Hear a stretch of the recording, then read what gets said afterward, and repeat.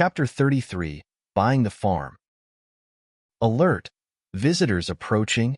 Visitors, 3 males, 1 female. Threat level, 8. The sudden alert echoed in Hiroshi's ear, causing him to pause and look towards the farm's entrance. The Mercedes that had sped past earlier was now parked at the gate.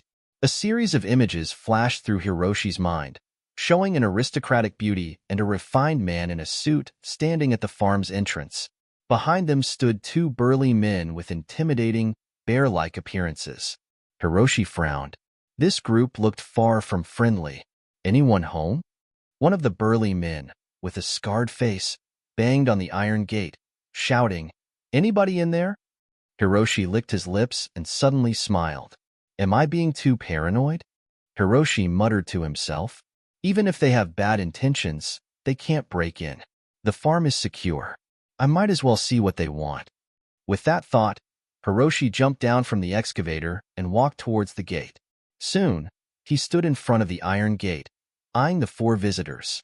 I own this place. What do you need? He asked. We have some business. Could you open the gate so we can talk face to face? Christopher, the man in the suit, smiled warmly and gestured towards the lock on the gate.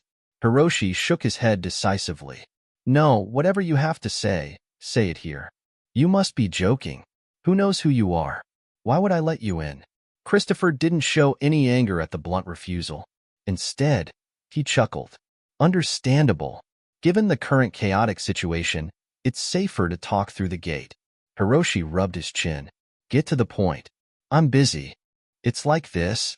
Christopher glanced at Sally, the woman beside him, and signaled her to speak. Though Christopher was from the head office, Stardust Company held more sway in South City, and many matters required Sally's involvement. I'm Sally, the general manager of Stardust Company.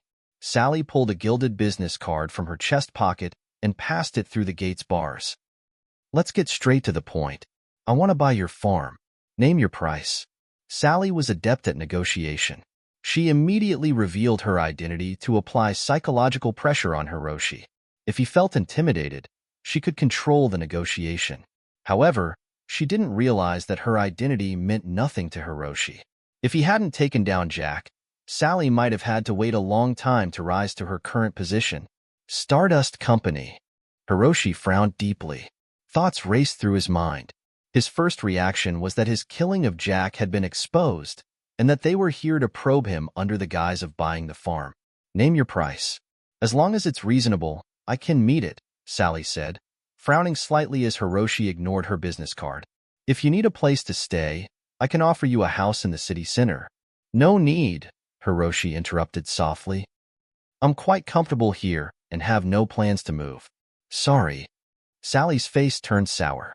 No one likes being rejected so bluntly, especially after revealing their identity and receiving no respect. Don't you want to hear the offer? Sally asked, frowning. You might change your mind. No, I like it here. Even if you offered a mountain of gold, I wouldn't move, Hiroshi said, smiling. At that moment, the scar-faced burly man kicked the gate, sneering at Hiroshi. Listen, kid. Don't be so ungrateful.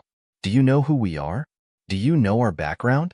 People like you should take our offer while we're still asking nicely. If we get angry, you'll regret it. Hiroshi's face darkened. Warning. Warning. Detected violent attack on the farm gate. Attack intensity, 1. Initiate counterattack? The system's alert was triggered by the burly man's kick. Sally was clearly not expecting this outburst. She fumed, understanding why Stardust Company's reputation in South City was so poor, due to monopolistic pricing and arrogant, bullying staff behavior under Jack's leadership. Eddie. Before Sally could react, Christopher's face turned cold. He slapped the burly man twice, loud and clear. How many times have I told you? Drop the thug attitude. Next time I see you behave like this, you're going back to Magic City. The burly man, once menacing, now bowed his head, apologizing meekly. I'm sorry, Mr. Christopher. I won't do it again. Christopher turned back, his face once again smiling at Hiroshi. My apologies for my subordinate's behavior. Hiroshi noted Christopher's quick change of demeanor. Such seamless transitions indicated a complex character. All right, I won't hold it against you. Come here, Hiroshi said, beckoning Eddie over. Eddie scowled but approached. What do you want to say? Hiroshi's leg shot through the gate, kicking Eddie in the stomach. Eddie screamed, clutching his belly and dropping to his knees. You kicked my gate. I kicked you. We're even. Hiroshi dusted off his pants, glancing at the stunned Sally. If there's nothing else, please leave. He looked down at the kneeling Eddie, bruised and battered, and smirked.